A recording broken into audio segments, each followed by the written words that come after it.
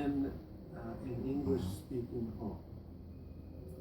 And later on, 8, 9 years later, even 10 years later, not be able to speak English without an accent. But I can guarantee you that